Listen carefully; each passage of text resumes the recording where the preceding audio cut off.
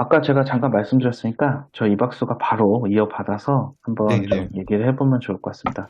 저도 최근에 좀 교계에 뜨거운 감자가 있었어가지고 좀 소개를 드릴까 해요. 한 열흘 정도 된 뉴스이긴 한데 한 11월 14일부터 한 15일경에 천주교 신부 한 분 그리고 성공회 신부 한 분께서 아주 논란이 가득한 그런 SNS 포스팅을 좀 하셨더라고요. 제가 좀 짧게 소개를 드리면 아마 보신 분도 있을 것 같은데 지금 이제 윤석열 정부에 대해서 좀 약간 비판적인 시각을 가지신 분들이 있잖아요. 저는 충분히 그럴 수 있다고 생각을 하는데 그 당시에 이제 동남아 순방을 나가는 그 길에 이제 대통령 전용기가 출발을 했는데 그때 이제 이런 표현을 하셨어요. 전용기가 추락하길 바람하지 않는다. 온 국민이 염원했으면 좋겠다. 이런 식의 표현도 하셨고, 또 다른 신부님께서는 기체 결함으로 인한 단순 사고였을 뿐 하면서 비나이다, 비나이다 하면서 이 윤 대통령과 김건희 여사가 비행기에서 떨어지는 그런 그림을 자신의 SNS에 올리셨더라고요. 이제 그래서 다행히도 저는 뭐 이런 표현을 한 거는 너무 충격적이었지만 그 천주교 대전교구와 또 성공회 총주교가 바로 이분들에게 어떤 처벌을 내리고 국민들에게 대국민 사과를 발표하시면서 어느 정도는 좀 일단하게 된 것 같은데 저는 이런 표현을 실제로 이제 사목하고 계시는 분이거든요. 그러니까 지금 이제 두매님께서는 이제 신천지는 약간 반국가적인 또는 반사회적인 그런 종교 단체이기 때문에 이런 좀 몰상식한 행동을 했다고 한다면 그래도 이제 우리가 알다시피 천주교나 성공회 같은 경우는 최소한 그런 종교 단체와는 차원이 다른 되게 정통적이고 또 전통이 있는 그런 단체임에도 불구하고 또 이런 약간 반사회적인 표현을 하시는 분들이 있더라고요. 그래서 이제 저는 좀 이런 이야기를 이제 두매님과 또 우성규 집사님은 또 이단 단체를 물론 많이 다루시지만 이런 좀 우리가 생각하기에는 그래도 레거시가 있다고 생각이 드는 종교 단체에서도 왜 이런 분들이 발생을 하는가 좀 같이 좀 이야기를 나눠봤으면 좋겠는데 뭐 두 분 어떻게 생각하시는지 좀 저는 나눠주시죠. 정의구현 사재단의 사실 정의구현 사재단부터가 네. 예. 너무 이거는 사재단이란 이름을 그러니까 음. 정광훈 씨하고 비슷한 부류라고 생각해요. 그러니까 정광훈 사재단이라는 씨가 극우라면 이쪽은 약간 극좌에 가까운 그렇죠. 근데 그런 분들이군요. 그런 부류, 그러니까 음, 실제 사제의 역할을 하면서 정의를 구현하기 위해서 하는 게 맞는지 지금 의구심이 들어요. 우리가 네, 쉽게 말해서 정광훈 목사를 목사라고 안 하잖아요. 왜? 교단에서 면직 처리가 됐으니까. 그렇죠. 신학교 그, 문제도 있었고요. 네, 네. 그렇기 때문에 정광훈 씨가 그렇다고 해서 자기가 목사라고 이야기를 하면서 하는 것들은 뭐예요? 상당히 그냥 정치인들도 그런 일을 잘 안 할 만한 것들을 본인이 하고 있어요. 목사라는 이 타이틀을 걸고. 근데 정의구현 사재단이 과연 그런 비슷한 부류의 양극단을 갖고 가고 있지 않나 저는 이렇게 생각을 해요. 좀 그래서 우려하시는군요. 예, 네, 음, 과연 실제 그 사제라는 생업이 그러니까 본인이 네. 본업이 사제 아닙니까? 성직자라고 하죠, 그렇죠. 보통. 예. 네, 사제라고 하면 사제로서의 우선 기본적인 성향을 갖고 있는 상태에서 그것을 잘하면서 다른 것도 잘해야 혹은 잘하지 못하더라도 목소리를 내야 그래야 인정을 받지 않을까 하는데 정의구현 사제단이 그러지 못한 부분이 저는 좀 있다고 봐요. 음. 그러면 뭐 두매님한테 저는 하나 여쭤보고 싶은 게 뭐 이제 종교생활 오래 하셨으니까 목사님이 가끔 설교하실 때 좀 네. 약간 사회 비판적인 이야기 이런 거 하시는 편인가요? 뭐, 예를 들어서 인터넷 청사 같은 경우 그런 부분에 있어서, 이태원 참사 정부가 왜냐, 잘 만약에 그런 일이 못했다. 있었으면은 이제, 음, 그, 사망한 분들에 대한 어떤 사고에 대한 안타까움과 네. 앞으로 좀 이 일이 잘 수습되고 마무리되고 유가족들의 아픈 마음 위로해 주시고 다친 분들 회유될 수 있도록 그렇게 뭐 그런 정도의 수준으로 음, 이야기를 하는 편입니다. 그러면 지금 제가 말씀드린 그 두 신부님처럼 그렇게 혐오적인 발언을 하신 적은 없는 거죠? 그렇죠. 예. 예.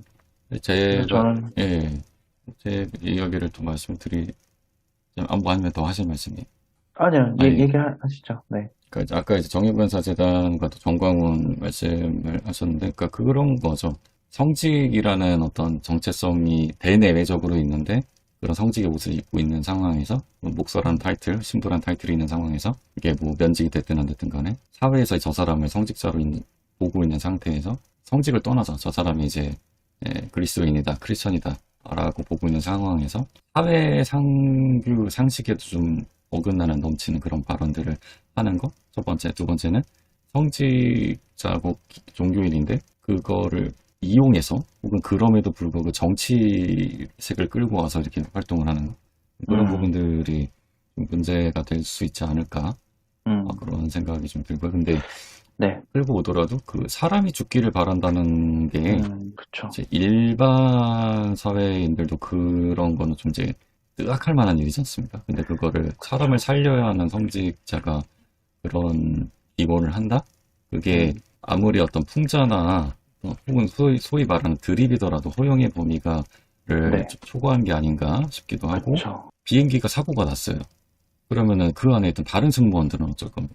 그쵸. 기장도 있고, 예, 스튜어디스도 있을 거고, 네. 그런 사람들도 기자들도 있고요. 사고가 날 건데 음, 그럼 그런 사람들까지 다 음, 죽으라는 건지 아니면 그런 사람들이 죽을 거라는 걸 생각을 아예 못한 건지 생각을 못했다면 장난식으로 이런 기원을 한 건지 네. 장난이어도 지나쳤고 그 월드컵에서도 그러지 않습니까? 얼마 전에도 뭐 우루과이 선수가 나가면서 이렇게 그 동양인 비하는 눈 찢는 제스처를 아, 했다고 하는데 평소에도 그런 거 하는 거고 다른 의미였다 이런 식으로 변명해봤자 그걸 누가 믿어줍니까? 그쵸. 예, 참, 음, 네. 음. 그 윤석열 대통령이 죽어야 될 정도로 잘못을 했습니까?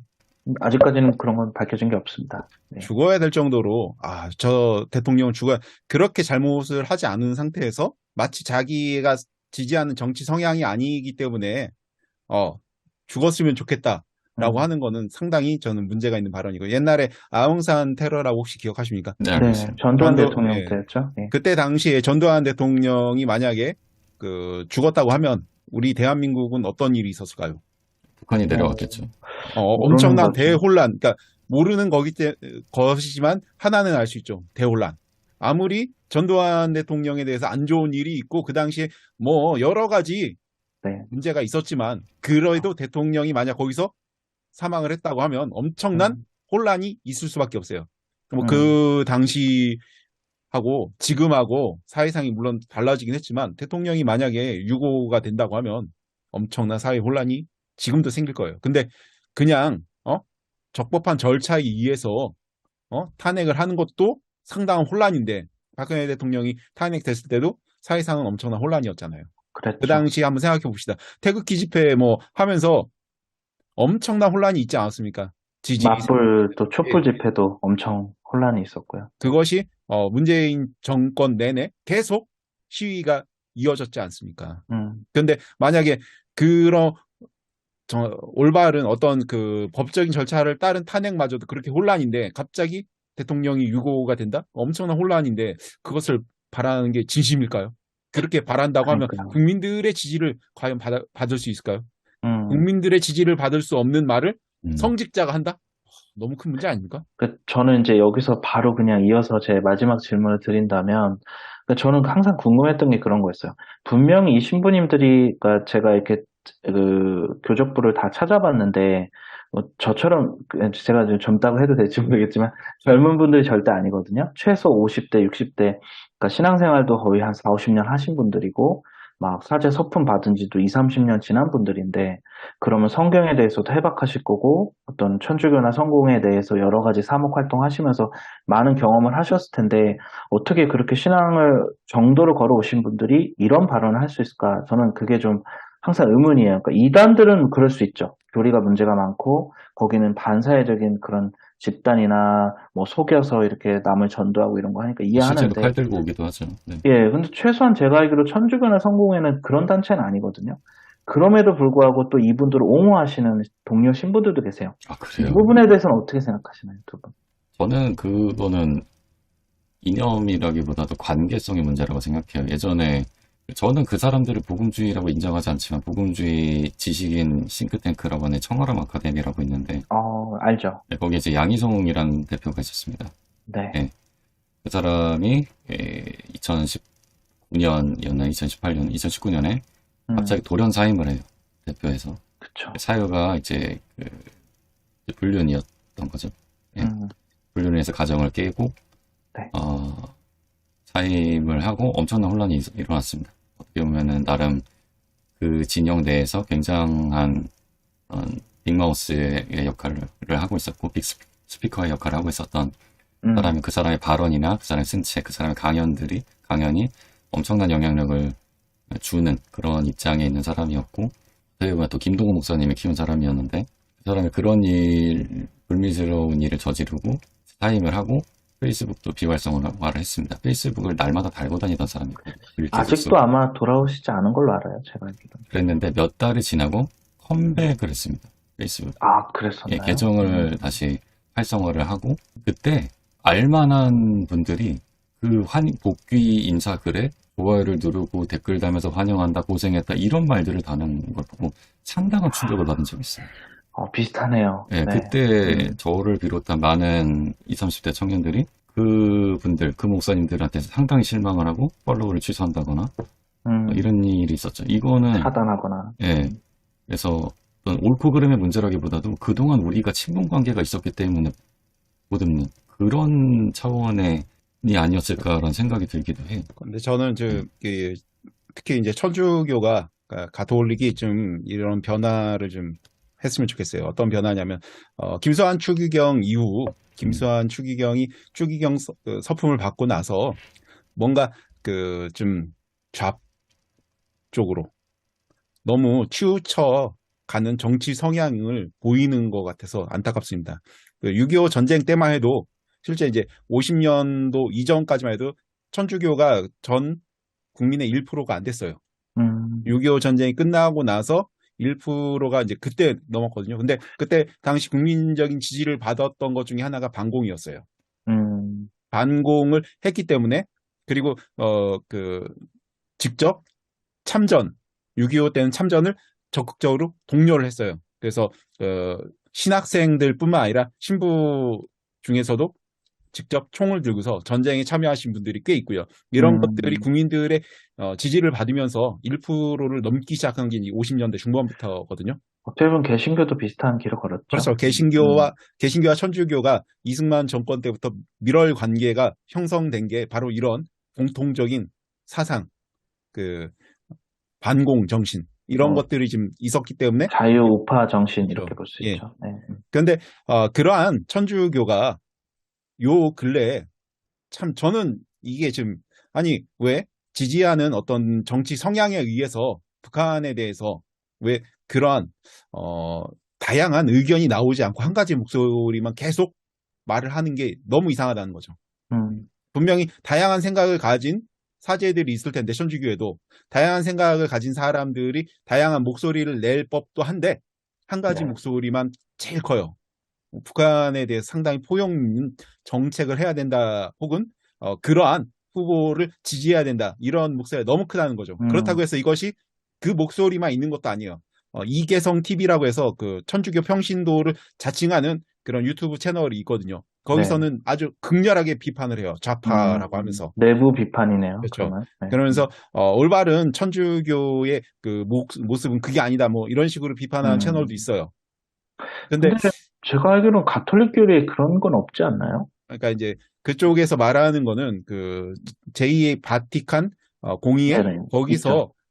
거기서 결의된 것이 모든 구원이 모든 어, 곳에 다 있다. 뭐 이런 그 사상 때문에 음. 그러면서 신앙이 오염됐다. 뭐 이런 식으로 그쪽에선 주장을 또 하더라고요. 근데 생각해 보면은 기본적으로 성경이 말하는 거는 모든 인간이 평등하고 하나님의 자녀라는 건데, 그럼 북한의 그 인권은 어떻게 봐야 됩니까? 우선은 이제 예. 저는 좀 모든 사람 예. 모든 사람에 대해서 음. 하나님은 평등하게 비와 햇빛과 네. 하나님께서 은총을 주시지만 예. 그 모든 사람이 다 구원받게 하시지는 않는다는 거죠.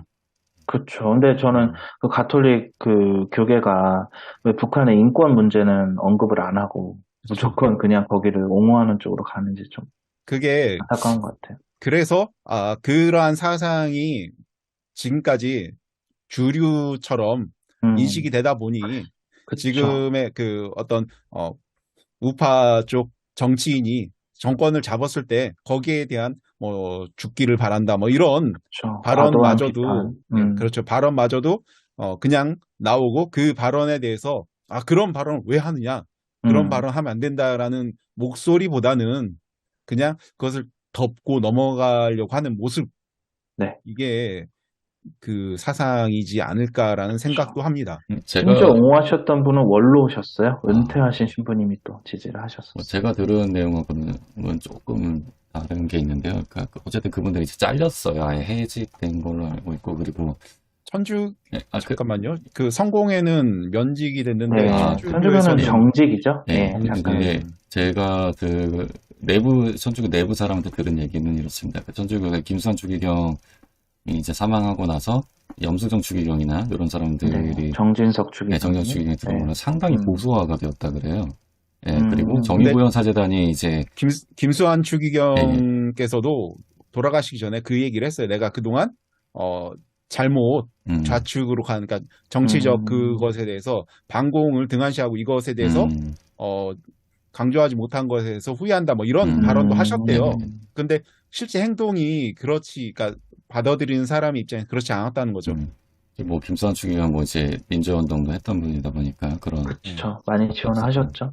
이제 근데 쉽게 말해서 우리가 지금 민주화 운동을 하는 이유가 뭡니까? 북한을 따라가자고 하는 게 아니잖아요. 그렇죠. 네. 북한처럼 그렇게 독재를 하면 안 된다. 그렇게 자유를 억압하면 안 된다. 이게 민주화의 정신 아닙니까? 그러면은 그게 핵심이었죠. 그렇게 민주화 운동을 하시고 그걸 위해서 진짜 뭐 목숨까지도 버리셨던 분들이 왜 정권을 잡으셨으면 제일 먼저 북한에 대해서 쓴소리 하셔야 되는 거 아닙니까? 근데 그게 없으니까 의아해요. 연결이 안 됐죠. 네, 아니 북한에 대해서 포용을 하는 건 좋은데 근데 인권에 대해서도 얘기해야죠. 너무 얘기가 많이 진행이 되는 것 같습니다. 정화조 두면님 좀 얘기하고 마무리하시죠. 내부 얘기는 이제 정진석, 염수정 쪽이 정도가 좀 내부적으로 보수화가 되면서 좀 김수환 추기경의 어떤 영향력을 좀 지우는 작업들이 있었고 정의구현 사재단이 이제 뭐 언론에 노출되는 빈도는 많지만 실제적으로는 그 내에서 한 줌밖에 안 낸다고 합니다. 그리고 그 목소리밖에 안 나오는 이유는 다른 성직자들은 언론에 그런 정치적인 발언을 하거나 인터뷰를 하는 것 자체를 안 하기 때문에 그래서 여기 얘기만 들리는 것 같은데 근데 어쨌든 가톨릭은 이제 상명하복 체제잖아요. 탑다운으로. 근데 지금 오해하고 있는 게 있는데 정의구현 사재단이 아니더라도 실제 이제 천주교 내에서 우리 사제께서 이런 설교를 하셨다, 이러한 말씀을 증거하셨다, 정치 편향적인 말씀을 했던 그런 제보를 그 이계성 TV에서 많이 그렇죠. 이제 뭐 지금 보도를 하더라고요. 뭐 지금도 영향력이 김수환의 영향력이 있는 걸 수도 있는데. 그러면서 그런 제보를 많이 받아서 뭐 이렇게 자기네들은 노출을 하겠다라고 하더라고요. 그 채널에서는. 그런 좋죠. 그래서 어쨌든 정의구현 사재단의 힘을 약화시키기 위해서 위에서 뭐 찢어 놓는다는데 발령지를 제주도로 보내기도 하고 뭐 전국으로 흩어놓는다고 그런 얘기를 또 이렇게 그리고 이제 프란치스코 교황이 아무래도 성향이 그렇다 보니까 국내 천주교에서도 약간 이제 좀 그런 쪽으로 따라가는 교황님은 좀 사실 좀 진보적이시죠. 그런 모습 좀 보수적인 걸 좀 대놓고 하기가 좀 어렵지 저는 않나. 교황님의 진보적인 모습과 국내 천주교의 진보적인 모습은 좀 다른 것 같아요. 다만. 아무튼 제가 준비한 이야기는 여기까지로 하겠습니다. 네.